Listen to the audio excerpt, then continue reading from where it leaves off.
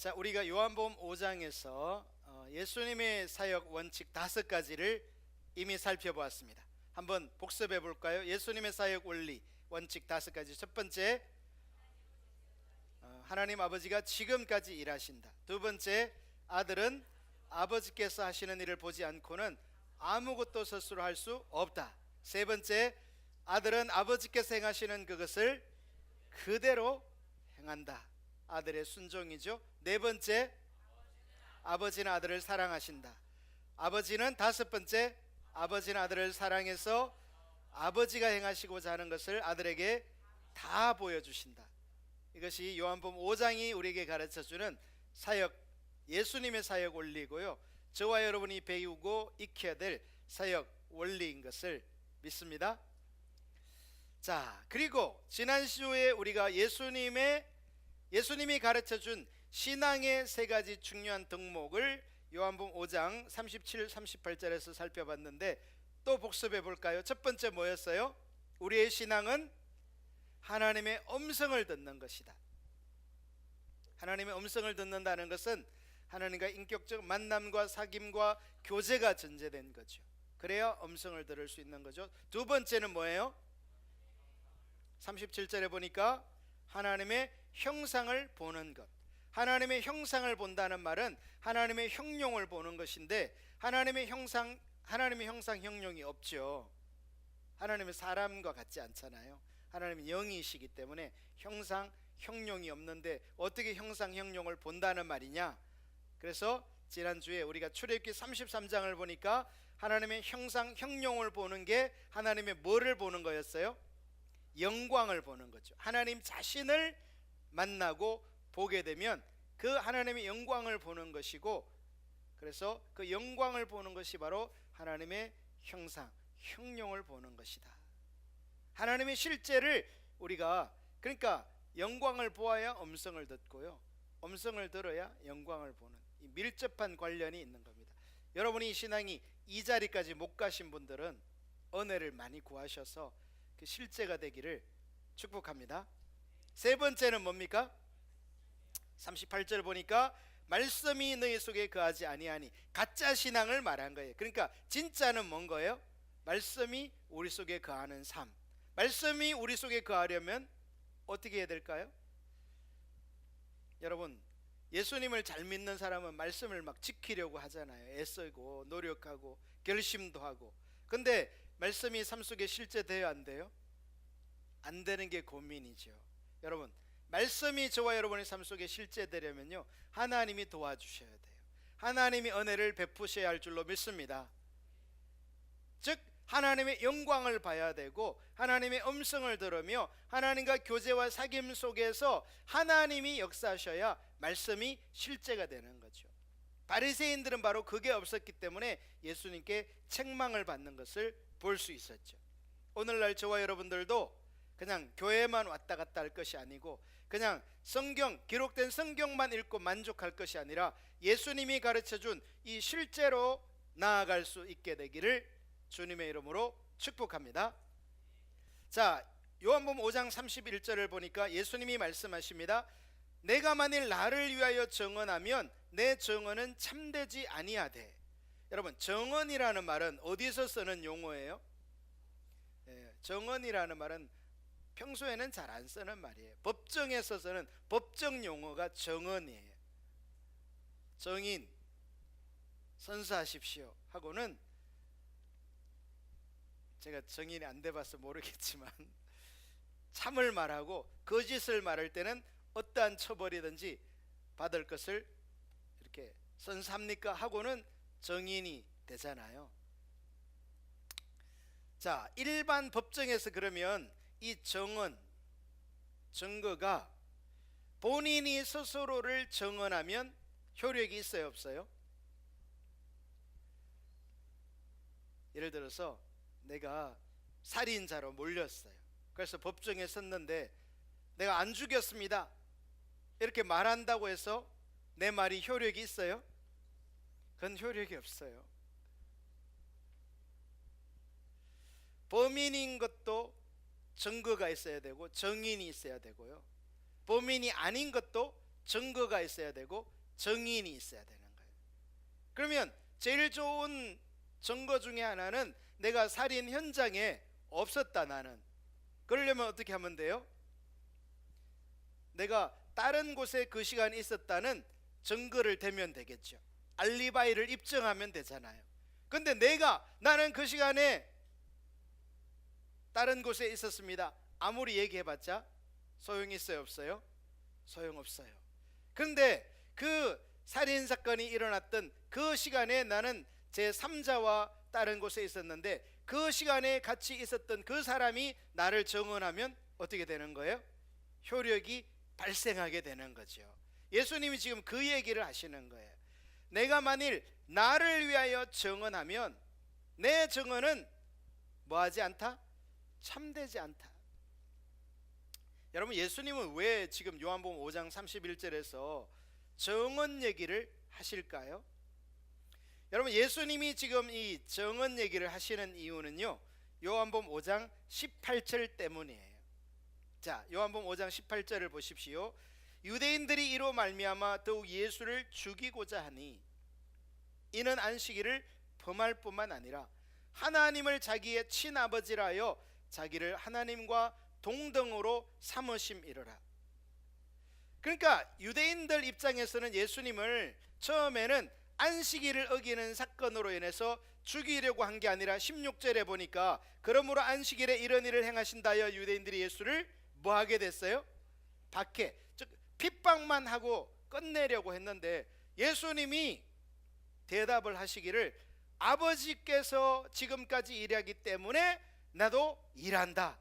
즉 베데스다 연못이 아니라 베데스다 못가를 지나가시다가 38년 된 병자를 고치신 그 일이 누가 일하시기 때문에? 아버지가 일하시기 때문에 내가 일한 거다. 이렇게 대답하니까 유대인들은 안식일을 어긴 것으로 인해서도 예수님을 핍박하려 했는데 하나님을 뭐로 하니까? 자기의 친아버지라 하여 자기를 하나님과 동등으로 삼으시기 때문에 예수님을 뭐 하려고 한 거예요? 죽이려고 했다는 거예요. 여러분, 유대인들이 지금 이 예수님의 말을 듣고 있는 유대인들이 아버지를 자기의 친아버지라고 하는 그 예수님의 말씀을 그러니까 믿은 거예요? 믿지 않은 거예요? 믿지 않은 거죠. 그래서 예수님이 지금 요한복음 5장 31절에서 내가 만일 나를 위하여 증언하면 내 증언은 참되지 아니하되 그렇게 말씀하신 거예요. 이해되십니까? 32절 나를 위하여 증언하시는 이가 따로 있으니 나를 위하여 증언하시는 그 증언이 참인 줄 아노라. 그러니까 내가 하나님의 아들됨을 스스로 증거하지 않고 증거하는 이는 따로 있다. 이렇게 말한 거예요. 증인이 따로 있어야 확실하잖아요. 그래서 예수님도 자신이 하나님의 아들 되심을 증거할 분이 계시다. 이렇게 말하고 있는 거죠. 여러분, 우리가 이 말을 잘 생각해 보면요, 오늘날 한국 사회에 이단들이 그렇게 많잖아요.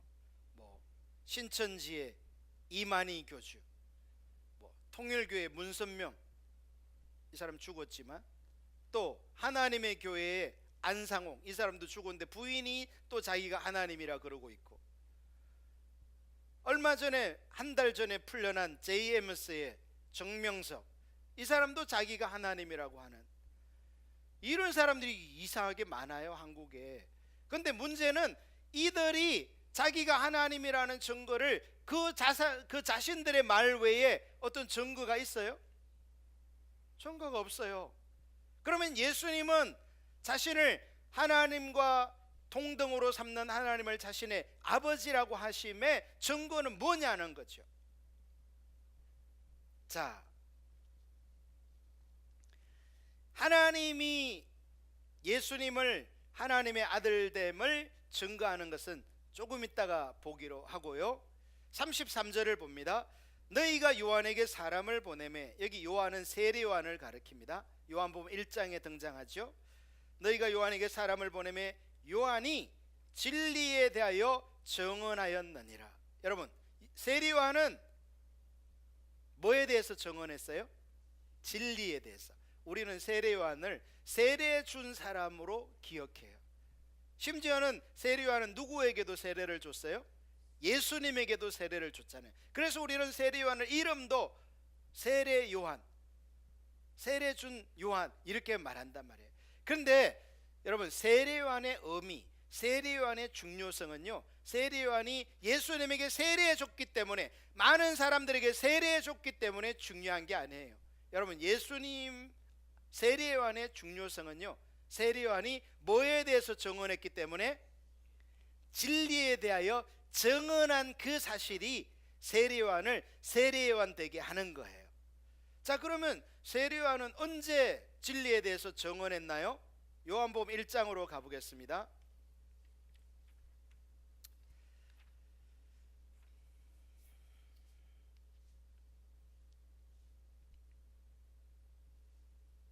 자, 요한복음 1장 29절을 보시면요, 뭐 거기 많은 구절들이 나오지만은,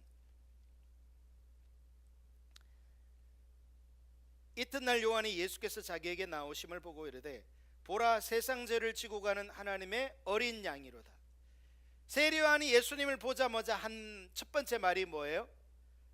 보라, 세상 죄를 지고 가는 하나님의 어린 양이로다 라고 말함으로써 구약 성경이 그렇게 약속해 왔던 메시아가 지금 너희 눈앞에 뭐를 지고, 세상의 죄를 지고 가는 하나님의 어린 양이다 라고 그렇게 증언하고 있는 거죠. 할렐루야. 내가 전에 말하기를 내 뒤에 오는 사람이 있는데, 내 뒤에 오는 사람 예수님이죠. 나보다 앞선 것은 그가 나보다 먼저 계심이라. 여러분, 세례 요한과 예수님은 생물학적으로만 말하면 누가 먼저 태어났어요? 세례 요한이 6개월 먼저 태어났거든요. 그러면 세례 요한이 내 뒤에 오는 사람이 있는데 나보다 앞선 것은 그가 나보다 먼저 계심이라 한 것이 이 사람을 가리킴이라. 이 말은 무슨 말이에요? 세례 요한이 뻔히 친척 관계 속에서 자기가 예수님보다 먼저 태어난 거 모를까요? 뻔히 알죠. 그런데 왜 예수님을 먼저 계신다 그러는 거예요? 그것은 예수님이야말로 진리 대신 하나님께서 이 땅에 보내시겠다고 약속하신 메시아 되심을 지금 세례 요한이 증거하고 있는 거죠. 할렐루야. 나도 그를 알지 못하였으나 내가 와서 물로 세례를 베푸는 것은 그를 이스라엘에 나타내려 함이라 하니라. 요한이 또 증언하여 이르되, 내가 보매 성령이 비둘기같이 하늘로부터 내려와서 그의 위에 머물렀더라. 나도 그를 알지 못하였으나 나를 보내어 물로 세례를 베풀라 하신 그이가 하나님이죠. 나에게 말씀하시되, 성령이 내려서 누구 위에든지 머무는 것을 보거든 그가 곧 성령으로 세례를 베푸는 이인 줄 알라 하셨기에 내가 보고 그가 하나님의 아들이심을 증언하였노라 하니라. 할렐루야. 이 세례 요한은 지금 뭐하고 있어요? 뭐 예수님에게 세례도 주지만 예수님을 이스라엘 가운데 약속하신 하나님의 아들 메시아 되심을 증언하고 있어요. 여러분, 예수님을 이스라엘에 나타내는 이 세례 요한의 이 일은요, 얼마나 중요하냐면, 예수님이 한 번은 세례 요한을 가르쳐서 여자가 낳은 자 중에 가장 크다라고 칭찬한 적이 있어요. 여러분, 저와 여러분 다 어머니가 낳아서 이 땅에 존재하잖아요. 그런데 예수님은요, 세례 요한이 여자가 낳은, 어머니가 낳은 자 중에 이 땅에서 가장 큰 자다 이렇게 말했어요. 그러면 우리는, 아니 세례 요한이 성경에 나오는 인물 중에 가장 큰 자란 말인가 이렇게 생각할 수 있는데요, 뭐 성경에는 많은 하나님의 사람들이 등장하잖아요. 아브라함도 있고 모세도 있고 다윗도 있고 뭐 수많은 사람들이 있는데, 예수님은요, 세례 요한이 가장 큰 자다 이렇게 말씀하셨어요. 그러면 무엇 때문에 그러면 세례 요한은 가장 큰 자인가 우리가 생각해 봐야 되겠죠. 여러분, 아브라함, 모세, 다윗, 구약에 나오는 뭐 다니엘, 모든 이런 이사야, 예레미야, 호세아 이런 선자들을 포함해서 모든 구약의 사람들은 메시아가 뭐 할 것을 바라봤어요? 믿음으로 오실 것을 바라본 자들이에요. 메시아가 약속된 그 메시아가 오실 것만 바라보고 기대했어요, 구약의 사람들은. 그런데 세례 요한의 때에 그렇게 수천 년 동안 약속되어진 그 메시아가 짠 하고 오신 거예요. 그런데 세례 요한은 바로 무슨 일을 한 거예요? 이분이 하나님의 세상 죄를 지고 가는 하나님의 어린 양이야. 이분이 하나님이 약속하신 그 진리 되신 그 메시아야 라고 이스라엘에게 소개한 거예요. 여러분, 이 일이 얼마나 중대한 일이었던지 이 소개만 했는데도 세례 요한을 여자가 난 자 중에 가장 큰 자, 가장 위대한 자가 된다라고 예수님이 말씀하신 거예요. 우리가 이 말을 곰곰이 잘 생각해 보면요, 이 예수님은, 메시아는 얼마나 위대하신 분이기에 그분만 그냥 이 세상에 소개만 해도 여자가 낳은 자 중에 가장 큰 자가 되는 영광을 누리게 되는 것입니다. 저와 여러분은 그 세례 요한이 소개한 메시아 예수 그리스도를 믿고 구주로 믿고 할렐루야 구원을 받았을 뿐만 아니라 그분과 동행하고 그분을 예배하고 그분을 증거하는 삶을 살고 있으니 얼마나 복된 삶이에요. 할렐루야. 자, 세례 요한은 이렇게 예수님에 대해서, 진리에 대해서 증언하신 거예요. 다시 요한복음 5장 33절로 돌아갔어요. 너희가 요한에게 사람을 보내매 요한이 진리에 대하여 증언하였느니라. 나에 대해서, 예수님에 대해서 증언하였다라는 거죠. 자, 그런데 34절을 보니까요, 그러나 나는 사람에게서 증언을 취하지 아니하노라. 여러분, 제가 아까 말한 이단들의 교주도 그 교주 밑에 있는 사람들이 이 사람이 하나님이야, 이 사람이 보혜사야 이렇게 말하는 사람의 증언 있을까요, 없을까요? 부지기수로 많이 있죠. 예수님도 그러면 자신이 하나님의 아들 되심, 자신이 하나님과 동등된 분이신 것을 세례 요한의 증거로만 증언을 삼았다면 문제가 될 수 있는 거예요. 그래서 예수님은요, 아예 그러나 나는 세례 요한이 나에 대해서 증거한 거 너희들이 알지만 나는 그 증언을 취하지 아니하노라. 증거로 취할 수도 있지만 취하지 아니하노라. 한편으로요, 참 세례 요한이 참 대단한 사람인 것은, 여러분, 이 세례 요한이 세례를 줄 당시에 예수님보다 먼저 사역을 시작했거든요. 세례 주는 사역을. 그런데 이스라엘 전체가 다 나왔다고 할 정도로 세례 요한에게 사람들이 모여들었어요. 한마디로 세례 요한은요, 2000년 당시 이스라엘에서 가장 큰 교회를 만들 수 있었어요. 사람들이 그에게 다 몰려오는 상황이었어요. 그런데 세례 요한은요, 그 영광을 자기가 취하지 않고 자기 앞에 세례를 받으러 오는 예수님에게 이 예수님이야말로 하나님이 약속하신 그분이야 라고 소개한 거예요.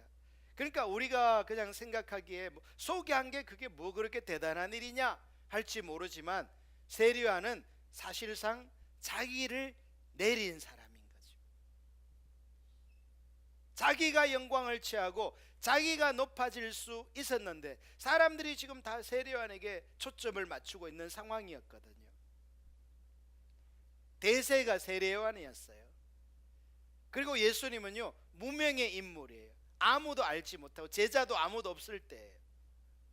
근데 세례 요한이 그 예수님을 이스라엘 가운데 하나님의 메시아라고 소개한 겁니다. 진리에 대해서 증언한 거예요.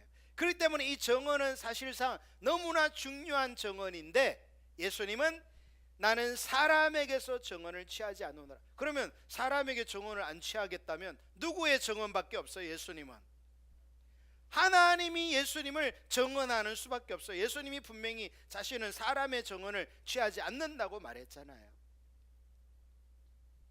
그러나 주님은 그 세례 요한의 증언을 취하지 않는다고 말했어요.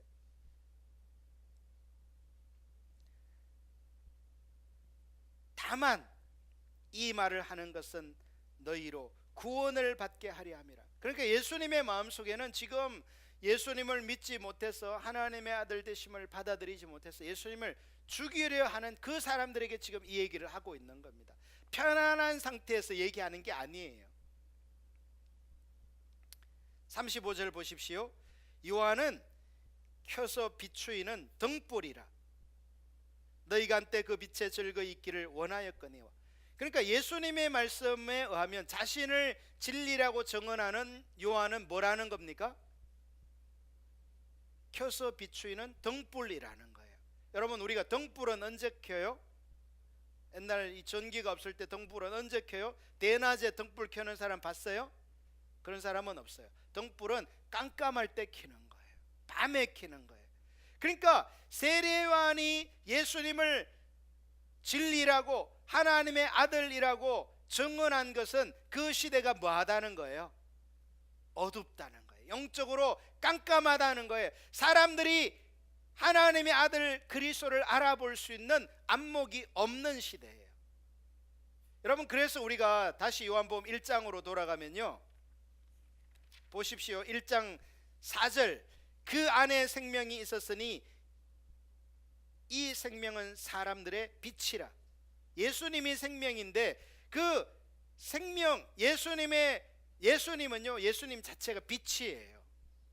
그런데 지금 어둡다고 했잖아요.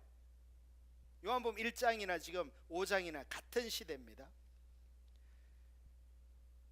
그 안에 생명이 있었으니 이 생명은 사람들의 빛이라. 빛이 어두움에 빛이 돼. 빛이 어디에 비쳐요 지금? 어두움에 빛이 돼. 어두움이 깨닫지 못하더라. 여러분, 우리가 자연적으로 말한다면 어두움이 이렇게 있는데 빛이 비치면 어두움이 그걸 알아채지 못할 수 있나요? 그런 일은 없어요. 여기 지금 조명이 비치니까 어둠이 물러가고 우리가 책을 환하게 볼 수 있는 거 아닙니까? 자연적으로 어둠은 빛이 오면 어둠이 물러나는 거예요. 그러나 영적 세계에 있어서는요, 빛이신 예수님이 오셔도, 예수님이 비춰도 사람들에게 있는 그 어둠이 뭐 할 수 있는 거예요? 깨닫지 못하고 그 생명을 알아채지 못하는 거예요. 그 5절 말하잖아요. 1장 5절 빛이 어둠에 빛이 돼 어둠이 뭐하지 못하더라? 깨닫지 못하더라. 영이 죽어 있으니까요, 알지를 못하는 거예요, 예수님을. 여러분, 하나님의 음성을 듣고 하나님의 영광을 보아야 빛을 깨닫게 되는 것입니다. 할렐루야. 그래야 삶이 바뀌는 거예요. 그래야 하나님의 말씀이 나를 이끌어 갈 수 있어요. 여러분, 우리가 예수님을 믿는다 하지만 내가 내 삶의 주인 되어 내가 나를 이끄는 삶은요, 진정한 의미에서 크리스찬이라 말하기 어려워요. 저와 여러분이 그리스도인 되는 것은 하나님의 말씀이 나를 주관하고 나를 통치하고 나를 다스리셔서 그 말씀이 우리를 이끌어 가셔야 돼요. 할렐루야. 그 삶으로 나아갈 수 있기를 축복합니다. 7절 그가 증언하러 왔으니 곧 빛에 대하여 증언하고 예수님에 대하여 증언하고 모든 사람이 자기로 말미암아 믿게 하려 함이라. 그는 이 빛이 아니요 이 빛에 대하여 뭐하러 온 자라? 증언하러 온 자라. 세례요한은 그러니까 세례 단순히 세례 주는 사람이 아닌 거예요. 세례요한은 뭐 하는 사람인 거예요? 빛에 대하여, 진리에 대하여, 생명에 대하여 사람들이 믿도록 뭐 하는 자인 거예요? 증언하는 자인 거죠. 그런데 예수님은 그러한 세례요한의 증언에 대해서 자기는 취하지 않는다 그랬어요. 35절 다시 보십시오. 5장 요한은 켜서 비추이는 등불이라 너희가 한때 그 빛에 즐거이 있기를 원하였거니와 내게는, 예수님께는 요한의 증거보다 더 큰 증거가 있으니. 자, 아까 우리가 예수님은 사람의 증거를 취하신다 취하지 않는다? 취하지 않는 것을 보았죠. 그러면 사람의 증거를 안 취하면 예수님은 뭐 동물의 증거를 취하나요? 무슨 사물의 증거를, 꽃이 그냥 예수님이 하나님의 아들이야 라고 증거하는, 뭐 꽃이 그렇게 증거할 수 있겠지만 그걸 듣는 사람이 없잖아요. 그럼 예수님의 증언을 하실 분은 하나님밖에 없는데, 예수님이 여기 분명히 말하고 있어요. 내게는 요한의 증거보다 더 큰 증거가 있으니 아버지께서 내게 주사 이루게 하시는 역사, 곧 내가 아는 그 역사가 아버지께서 나를 보내신 것을 나를 위하여 증언하는 것이요. 무슨 말이에요? 예수님에게는 누구의 증거가 있다는 거예요? 하나님의 증거가 있다는 거예요. 그러면 예수님에게 있어서 하나님의 증거는 뭐냐는 거죠. 여러분, 예수님에게 있어서 분명히 예수님이 하나님이 보내신 자, 하나님의 아들됨의 증거가 뭐예요? 여러분, 아까도 말씀드렸죠. 이 땅에 수많은 이단 교주들이 있는데 그들은 자기가 하나님이라고 말해도 그것을 증언할 것은 자기 말밖에 없어요. 그 말을 따르는, 이단을 따르는 무리들밖에 없죠. 그런데 예수님은 달라요. 예수님은 자신을 증거하는 분이 따로 있는데, 그게 뭐라는 겁니까? 내게는 요한의 증거보다 더 큰 증거가 있으니 아버지께서 내게 주사 이루게 하시는 역사, 그것이 증거라는 거예요. 여러분, 자 보세요. 아버지께서, 아버지 하나님께서 아들 예수님이 있는데 그 아버지께서 예수님에게 뭐하사? 성경을 보세요. 뭐하사? 주사 이루게 하시는 역사, 사역, 그것이 아버지의 증거다라는 거예요. 자, 아까 우리가 복습한 예수님의 사역 원리 5가지 한 번 더 해봅니다. 요한복음 어디에 나오나요? 5장 19절 20절에 나오는 예수님의 사역 원리 5가지 뭐예요? 첫 번째, 아버지가 지금까지 일하신다. 그 말은 17절에 나오죠. 그 다음에 크게 하세요. 아들은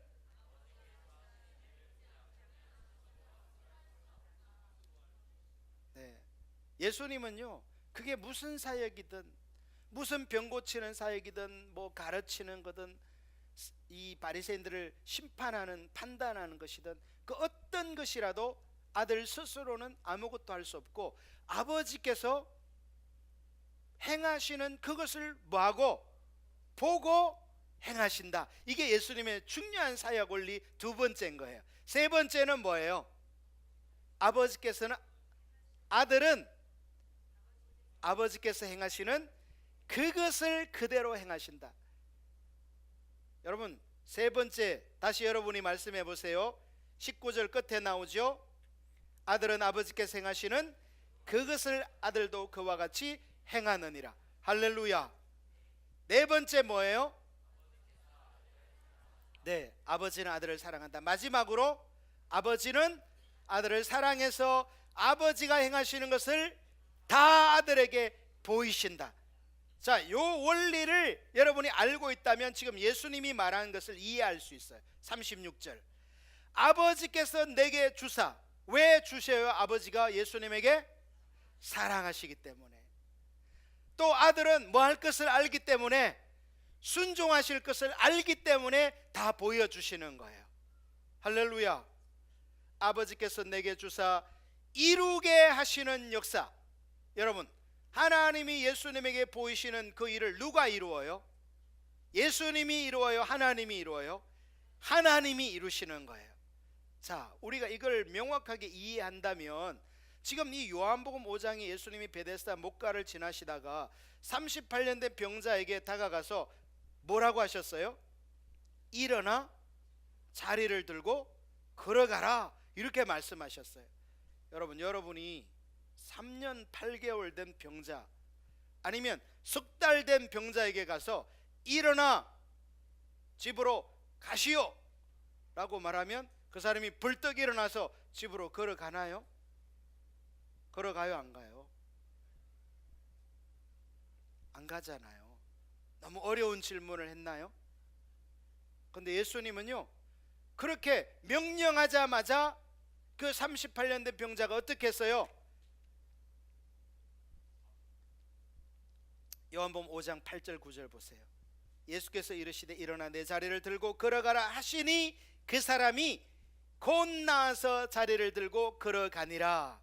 그러니까 우리는 예수님이 베데스다 목가를 지나다가 38년 된 병자를 치유하셨나 보다 이렇게 생각했는데, 사실은 그 일은 그렇게 단순한 문제가 아니었다라는 거예요. 이거는 뭐라는 거예요? 지금 36절을 보니까 이것은 아버지께서 내게 주사 이루게 하시는 역사라는 거예요. 할렐루야. 곧 내가 하는 그 역사가 아버지께서 나를 보내신 것을 나를 위하여 정언하는 것이요. 무슨 말이에요? 하나님이 아들 예수님을 정언하는데 그 정언이 뭐라는 거예요? 아버지께서 아들에게 주신 역사를 이루는 그것이 바로 뭐다? 하나님의 예수님의 정언이라는 거예요. 할렐루야. 그러니까 이 38년 된 병자를 고치는 것은 병자를 고친 사건만 아니라 보다 심오한 의미가 있는데, 그것은 뭐라는 겁니까? 하나님이 예수님을 자신의 아들 되심 혹은 자신이 보내신 메시아 되심을 정언하는 사건이라는 거예요. 할렐루야. 이제 말씀이 선명해졌죠.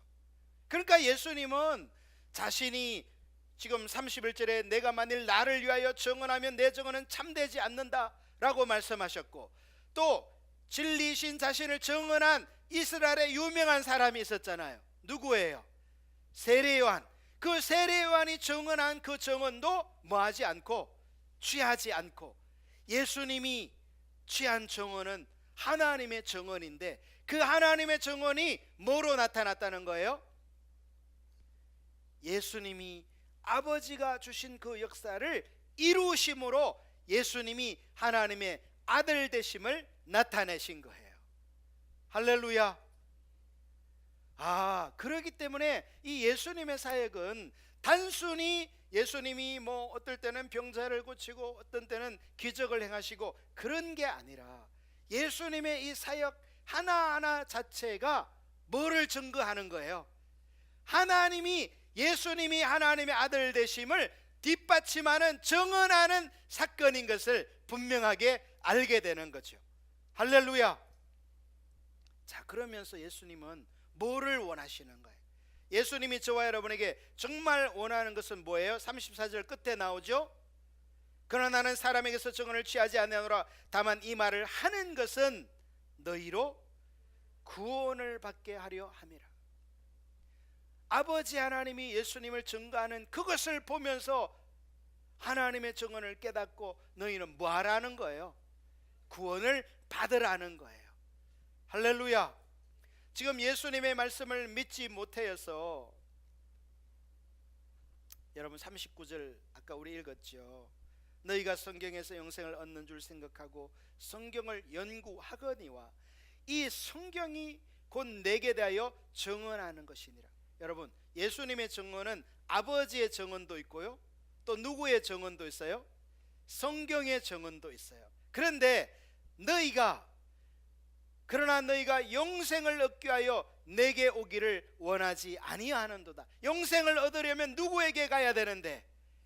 하나님이 보내신 자 하나님의 아들 예수 그리스도에게 가서 그 예수님을 만나야 영생이 있는데, 예수님을 믿지 않으니까 예수님을 안식일 어겼다고 비판하고, 예수님이 하나님과 동등된 하나님의 아들이라고 말하니까 예수님을 죽이려고 하지, 그 예수님을 믿고 구원을 얻고 영생을 얻으려 하지 않는다는 거예요. 여러분, 이처럼요, 이 예수님이 하나님의 아들 되심을 깨닫지 못하면요, 우리의 삶 속에는 예수님이 하시는 말씀이 안 믿어지고 예수님이 하나님으로부터 오신 자인 것이 비추어지지를 않는 거예요. 그래서 신앙생활이요, 맨날 제자리를 도는 거예요. 다람쥐 쳇바퀴 돌듯이 삶의 변화도 없고 인격의 변화도 없고 삶의 예수님으로 말미암는 승리도 경험하지 못하고 그냥 교리와 지식에 의한 교회만 왔다 갔다 하는 신앙으로 거쳐버리고 마는 거죠.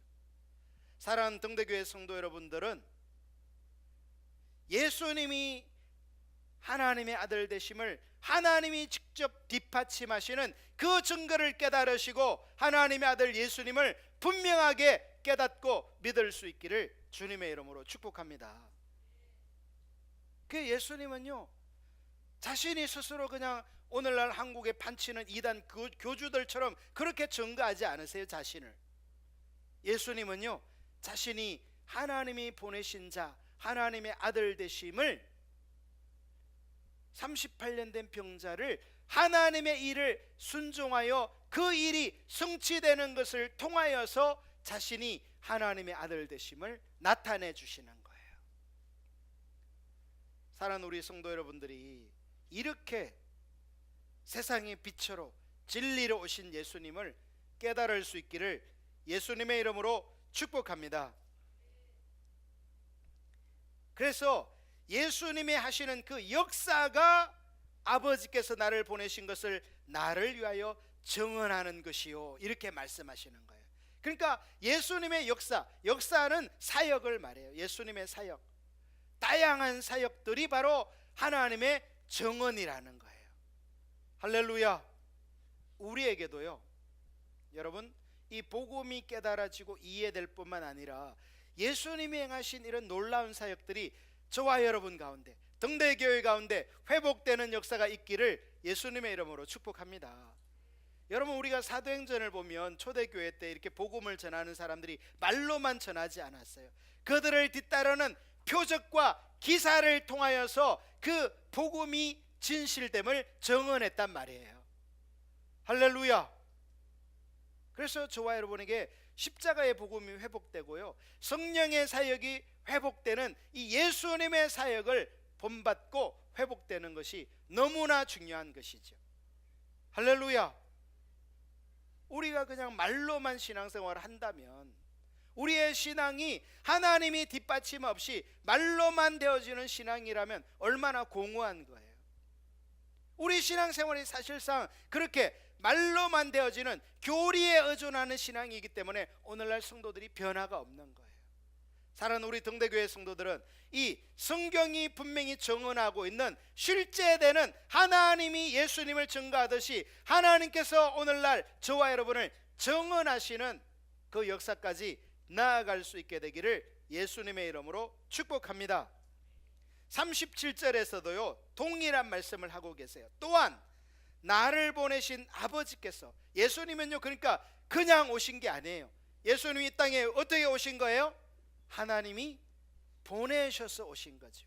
나를 보내신 아버지께서 친히 나를 위하여 증언하셨느니라. 할렐루야. 아버지께서 친히 증언하신 그 증거가 뭐라는 거예요? 38년 된 병자가 일어나 자리를 들고 걸어가라 말씀하시니 곧 나아서 자리를 들고 걸어가니라.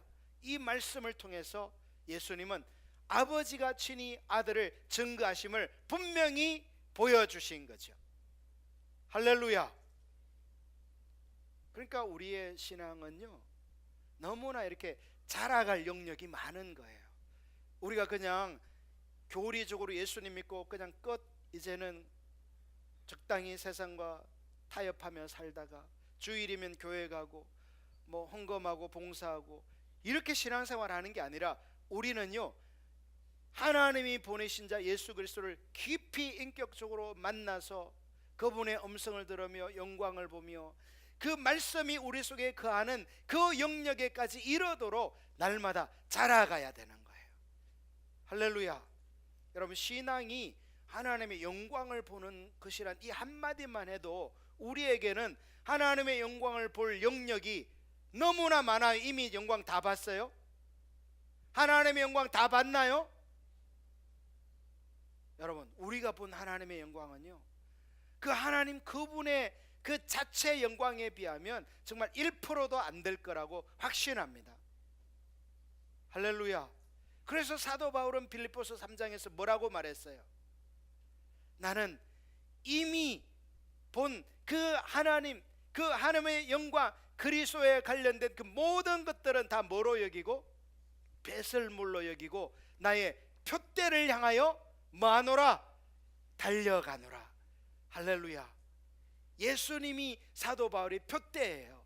여러분, 사도 바울을 통해서 죽은 자가 살아나고 그가 쓰던 손수건만 얹어도 병자가 치유되고 그를 통하여 얼마나 많은 교회들이 세워졌습니까? 그런데도 사도 바울은 그것을 자랑으로 여기지 않고 그것을 간정으로 삼지 않고 그 모든 것은 다 배설물로 여기고 그가 알기를 추구하는 예수 그리스도 그분만을 알기로 표대로 삼고 달려가고 있는 것이죠. 할렐루야. 그렇게 본다면 저와 여러분은 신앙생활 지금 제대로 하고 있는 거예요? 지금 퇴보하고 있는 거예요? 지금 멈추고 있는 거예요? 하나님이 저와 여러분 인정하시고 기뻐하고 칭찬하실까요? 옆 사람에게 한번 물어보십시오. 당신은 지금 어느 자리에 있습니까? 대답도 들어야 되겠죠?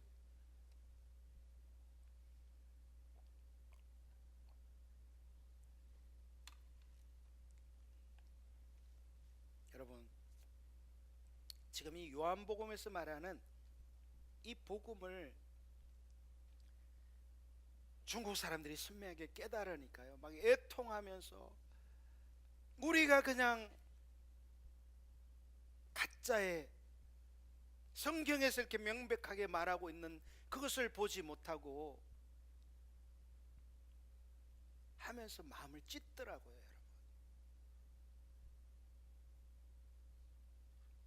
여러분, 우리는 왜 도대체 언제부터 우리는 이렇게 영적으로 배불러 버렸나요? 하나님의 영광을 보지도 못하는데, 하나님의 음성을 듣지도 못하는데, 하나님의 말씀이 우리 속에 살아 실제로 역사하지도 않는데 어째서 우리는 마치 다 이룬 자인 것처럼 그렇게 살아가게 됐을까요? 저는 그 배후에 사탄의 회방과 공격이 있다고 확신합니다. 사랑하는 동대교회 성도 여러분, 여러분의 신앙을, 여러분의 현재의 모습을 하나님의 말씀 앞에 직면하고 세우십시오. 할렐루야. 여러분의 어떤 경험이나 누가 말하는 그 어떤 신앙의 모습에 만족하지 마시고 하나님 말씀 앞에 나를 세워서 그 말씀에 부합되지 않는 그런 영역들이 있다면 은혜를 구하십시오. 할렐루야. 고린도전서 2장 2절을 한번 보겠습니다. 사도 바울은 얼마나 예수님 알기를 열정적으로 추구했던가 하는 것을 고린도전서 2장 2절을 통해서 볼 수 있는데요, 여러분, 이 고린도후서는요, 사도 바울이 그의 사역 초기에 쓴 서신들인 편지들입니다. 그러니까 지금은요, 사도 바울이 예수님 믿고 지금 얼마 안 된 시점에 그의 마음을 알려주는 거예요. 자, 보겠습니다. 고린도전서 2장 2절 시작. 내가 너희 중에서 예수 그리스도와 그가 십자가에 못 박히신 것 외에는 아무것도 알지 아니하기로 작정하였습니다. 이 말이 여러분에게 선명히 이렇게 안 다가올 수 있는데 이게 무슨 말이냐면요, 나는 십자가에 못 박히신 예수 그리스도 외에는, 그분 외에는 다른 아무것도 알지 아니하기로 작정하였다, 이 말이에요. 여러분의 말로 표현해 보실래요? 사도 바울은 뭐만 작정했어요? 그리스도. 근데 그 그리스도는 누구예요? 십자가에 못 박히신 그분 예수 그리스도 외에는 다른 아무것도 알지 않기로 작정하였다. 이게 사도 바울의 심정이에요. 사역 초기에 그가 예수님 믿고, 우리가 그러니까 초창기에 꽃믿음으로 이런 믿음 신앙 가진 거 이해할 수 있죠. 근데 사도 바울의 말기의 신앙이 뭔지 아세요? 사도 바울의 말기의 신앙이요, 빌립보서 3장에 아까도 말씀드린, 자, 빌립보서 3, 에베소서, 빌립보서, 골로새서 가니까 빌립보서 3장 10절 같이 읽어봅니다. 시작. 내가 그리스도와 그 부활의 권능과 그 고난의 참여함을 알고자 하여 그의 죽으심을 본받아 어떻게 해서든지 죽은 자 가운데서 부활에 이르려 하노니 내가 이미 얻었다 함도 아니요 온전히 이루었다 함도 아니라 오직 내가 그리스도 예수께 잡힌 바 된 그것을 잡으려고 달려가노라. 형제들아, 나는 아직 내가 잡은 줄로 여기지 아니하고 오직 한 일, 즉 뒤에 있는 것은 잊어버리고 앞에 있는 것을 잡으려고 표대를 향하여 그리스도 예수 안에서 하나님이 위에서 부르신 부름의 상을 위하여 달려가노라. 아멘. 여러분, 이 지금 빌립보서 3장은요 말씀드린 대로 사도 바울이 이제 그가 목숨이 지금 운명할 때가 얼마 남지 않은 시점이에요. 우리가 빌립보서를 옥중서신이라고 말하잖아요.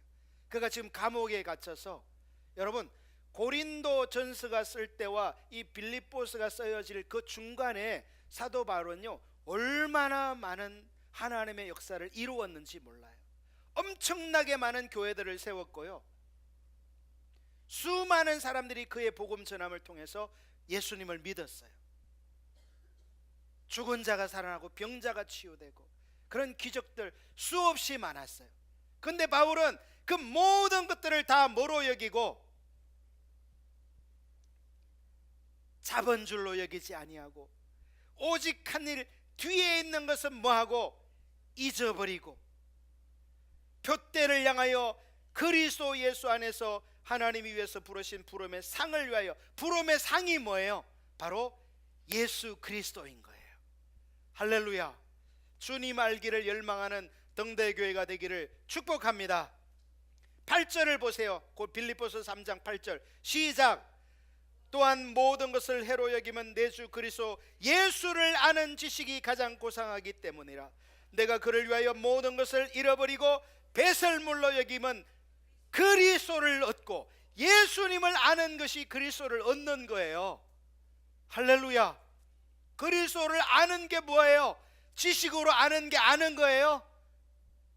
여러분, 지식으로 아는 게 아는 거면요, 예수님을 그렇게 핍박하고 안 믿던 불신하던 바리새인들, 성경 지식이 가득한 사람들이에요. 성경을 다 외고 있는 사람들이에요. 오늘날 우리들이 지식적으로 예수님을 그렇게 핍박하고 비난하던 바리새인들, 지식, 성경 지식 못 따라가요. 물론 그들은 신약 성경이 없었지만, 이 그리스도를 아는 지식은 성경 지식을 말하는 게 아니에요. 성경 지식을 토대로, 기반으로 인격체 살아계신 그분을 만나서 사귐과 교제를 통해서 아는 지식을 말하는 거예요. 할렐루야. 여러분, 우리가 바울이 이렇게 고백하고 있는 십자가에 못 박힌 그리스도를 실제적으로 아는 것이 신앙이라고 하면요, 우리가 아는 이 그리스도는 너무나 조금인 거예요. 너무나. 교회는 10년 20년 다녔으나 내가 만난 그리스도는 너무나 조금인 거예요. 동의하십니까? 얼마나 많은 영역에서 우리가 자라가야 되고 얼마나 많은 영역에서 달려가야 할지를 몰라요. 그런데 왜 벌써 배불렀어요? 왜 벌써 만족해요? 왜 벌써 바울도 이미 잡은 것으로 여기지 아니하고 얻은 것으로 여기지 않는 그리스도를 다 잡은 것처럼, 다 얻은 것처럼, 이미 천국행 티켓 얻은 것처럼 그렇게 사십니까? 그리스도 아는 게 신앙생활이에요. 하나님은 그 그리스도를 하나님의 역사로서 지금 요한복음 5장에서 뒷받침하고 있는 거예요. 우리들의 삶 속에는 아무런 하나님의 뒷받침이 없는데도 그것을 갈등으로 고민조차 하지 않으면서 뭐 신앙생활은 그저 그런 거지, 뭐 세상에 나가서 적당히 타협하면서 사는 거지 뭐 하면서 마음이 이미 다 사단에게 빼앗겨 버렸어요. 여러분, 등대교회 성도들이 신앙을 레디칼하게 성경에서 말하는 대로 회복할 수 있기를 축복합니다. 어떤 분은 제가 하는 설교를 너무 극단적이라고 말해요. 여러분, 제 설교가 극단적이면 성경이 극단적인 거예요. 왜 마음을 타협하는 자리에 두시면서 하나님 말씀 앞에 직면하지 않으려고 하세요? 하나님의 말씀이 제 설교보다 훨씬 더 극단적이에요. 성경은 우리로 하여금 세상의 시민이 아니라고 말하고 있어요. 우리를 하늘 시민이라고 말하고 있어요. 할렐루야. 사랑하는 동대교회 성도 여러분, 하늘 시민답게 사십시오. 이 세상의 것을 얻으려고 아둥바둥하지 마시고 하늘 시민으로 그리스도를 인격적으로 알기 위하여, 그분을 얻기 위하여, 그분의 음성을 듣고 영광을 보고 하나님의 말씀이 삶 속에 실제되어 그 영광이 나타나고 비추어지는 그 삶으로 나아가십시오. 우리의 목표가 그 중에 한 가지라도 된다면 우리는 정말 애통할 수밖에 없어요. 왜? 내 삶에 그게 안 되기 때문에. 그 어찌 절박하게 기도하지 않을 수 있나요? 무엇이 여러분을 만족하게 만드셨습니까? 세상에서 적당히 잘 먹고 잘 사니까 됐다 싶은가요? 여러분, 이 땅은 100년을 살아도요 잠시 잠깐이에요. 하나님 앞에 우리가 이 땅을 하직하고 눈 떴을 때 이 땅의 삶은요, 우리가 이 땅에서 잘 먹고 잘 사는 거 하나님께 아무 평가를 받지 못할 거예요. 우리가 정말 평가받을 것은 그리스도를 실질적으로 얼마나 알았는가, 하나님의 뜻을 얼마나 깨닫고 순종했는가, 그것으로 평가받을 거예요. 결코 여러분을 거짓된 신앙으로 여러분을 속이지 못하도록, 사단이 여러분을 거짓된 신앙의 자리에 두지 않도록 여러분의 영혼이 일깨워지기를 예수님의 이름으로 축복합니다.